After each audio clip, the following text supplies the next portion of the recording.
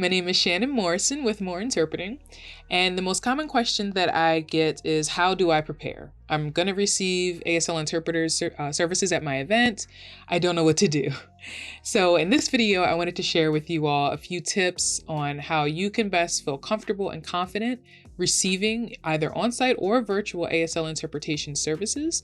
Just some do's, some don'ts, and let's get started.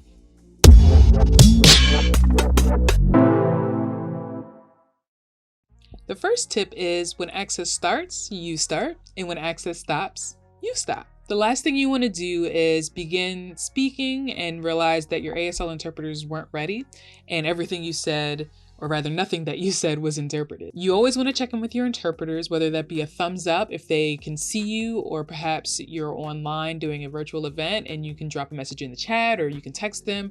Whatever your mode of communication is to check in with your interpreters, you want to make sure that you do so before you begin speaking. Say you're speaking Spanish or you're speaking English or whatever language that you're speaking. If it's not being interpreted by the ASL interpreter, then it's not accessible. The second tip is actually one of my favorites because it ties directly to the first question that people ask me when they find out that there's going to be an ASL interpreter present at their event. Do I slow down? Do I speak slower? What do I do? No, please don't slow down. Please just speak as you naturally would. And the second tip is be mindful of your speech reading.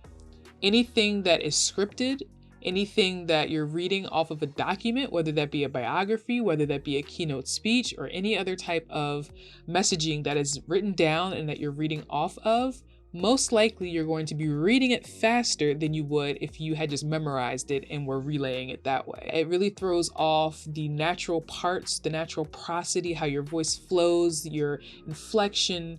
It really changes the way that your voice sounds, and because of that, it makes it more difficult to interpret. So I always advise people before we begin, if you're going to have any type of scripted speech you're going to be reading from during your presentation, to just be mindful to slow it down just a bit. It doesn't have to be a lot, but you want to kind of mitigate that natural instinct to kind of ramp up. The next tip is to share background information about your event in advance. And in advance really depends. It depends on your relationship with the interpreters that are going to be there. Have you been working with them for 3 weeks? Then maybe they don't need the same information they would as if it were their first time interpreting that event.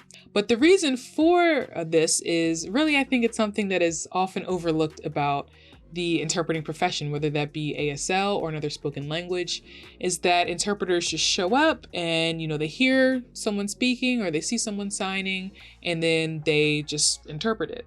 And really that's not the case. I mean, we do that, but we also prepare in advance the same way that a guest speaker or a keynote speaker would prepare in advance. They draft a speech.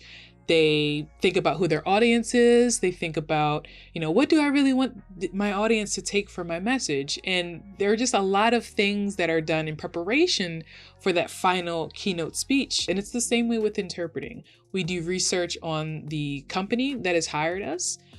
We figure out, why are your attendees showing up? Are they showing up to get information? Are they showing up to, deepen their relationship with the company? Are they new to the company and they're trying, maybe it's an info session. So we try to figure out what are the true end results, what are the end goals of this interaction that I'm going to be interpreting, and what is the information I need to know to make that goal happen.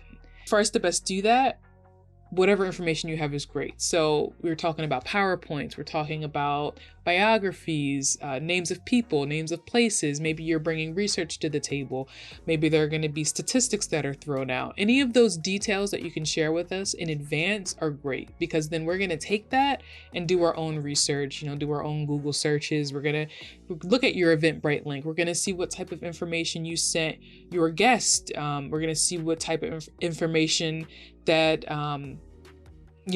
that's out there related to the event. How are people expecting to be involved? What are people expecting to walk away with? These are the types of things that we want to know so that we can convey the message, we can interpret the message in a way that makes that goal clear and makes it happen in another language. And I want to emphasize, these don't have to be final documents. Rough documents are perfectly fine. If you have the finals, great, please, we would love those. I think often what happens is that people get hung up on, we just give us a couple more days and then we'll have the final document. but really the sooner the better. So if you have something that's rough, that's fine too. Maybe you're gonna have handouts. It'd be great to see handouts before the audience sees them, so we know when you're referencing things, you know, oh, if you look to the bottom of the page, you'll notice there's a yellow button. We want to know, actually, you know, I sat and I looked and I saw what the yellow button is. It's in my mind. So when you say that, I'm going to know what you're talking about as the interpreter. Tip number 4 is to make use of the chat box feature. If the video conference platform that you're using has a chat box, definitely make use of it. It's a wonderful benefit to having virtual services. We can share things like music lyrics. If you're going to start your event off with some music, folks can click on that, get access to the lyrics. If they're using screen readers, they can use their screen reader to access it. If folks step away from the computer and they come back and you've mentioned the name of an author or have thrown a book recommendation out there, then people who are coming back to the computer after, you know, taking a break can have access to that information. Even if you're having streaming captions, so you can drop the link to your streaming caption service. Folks can click on that and get the running transcript right up on their computer to read or to use their screen reader. We'll definitely make use of the chat box feature if it's available to you. Tip number 5 is captions and ASL interpreters are not interchangeable. Captions are the written version of whatever spoken language is taking place, and ASL is American Sign Language. American Sign Language is not going to be the same as the spoken language that's taking place, even if it's English. English and ASL are 2 different and separate languages. So if you're providing captioning, that's great. I think that every event should have captions. I think it benefits far more than just deaf and hard of hearing people. It also benefits hearing people as well. So if you're going to provide captions, definitely do that. But it's not the same thing as providing an ASL interpreter. So if you have someone who's coming to your event and they request an ASL interpreter, it's pertinent that you provide that. In general, checking in and asking the folks who are receiving services what they need. Do you need an ASL interpreter? Do you need captions? Do you need a specific type of ASL interpreter? Everyone's background as far as education and language use and language preference is going to vary. So figuring out what accommodations looks like for that particular person, if you have a particular person in mind, is always going to be your best approach. The next tip is to speak as naturally as possible. And this ties back to something I said earlier in the video. Often we're asked, what do I do with my voice? Do I slow down? Do I wait for you to give me a thumbs up? What do I do to make your jobs easier? Speak as naturally as possible. We don't want to interpret unnatural speech. When you start to alter your natural speech patterns, it makes it more difficult to follow where your message is going. It makes it difficult to interpret what you're saying. It just isn't natural anymore. If it's difficult for us as interpreters, it's going to be difficult for your audience members as well. And the last thing an interpreter wants to do is show up and change how you communicate and how you connect with your audience. We don't want to do that at all. We want to add, not subtract from the interaction. If you're someone who speaks fast, we're not going to hate you. Often when I show up, people will say, oh, I'm that fast speaker. I'm so sorry in advance. You don't have to apologize for speaking as you normally do. What we do ask is that you just consider some other tools. Maybe you use the chat box feature to reinforce things that you're saying. Maybe you just pause and reiterate your message more. If it's difficult for your interpreter to follow, then likely your audience will feel the same way. Tip number 7, everything you say will be interpreted. And that's really just the tip. Sometimes folks will find themselves maybe making a comment they didn't want others to hear, but I heard it, and I'm sure if I heard it, then people in the vicinity other than me probably heard it as well. And so to truly provide fair, equal access, if there's a deaf person who is in earshot, then I have to interpret that message. Tip number 8 is a bit difficult to explain. I'm going to try to do my best. Tip number 8 is your ASL interpreters do not need to be recognized, and there is a reason for that.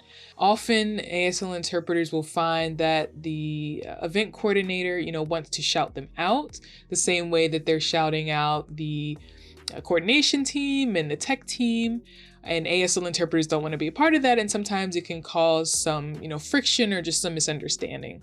And there's a reason behind that request to not be shouted out, or to not be shout out. Often ASL is used by deaf and hard of hearing people. When they use ASL, it becomes a reason to oppress them. It is a reason that they are often oppressed, versus a hearing person who learns ASL at a much later point in their life. It's not their first language and they get recognized and praised for it. Your ASL interpreter recognizes that disparity within this country and wants to shine the light back on the deaf and hard of hearing community, from whom they were able to develop this wonderful talent of being an ASL interpreter.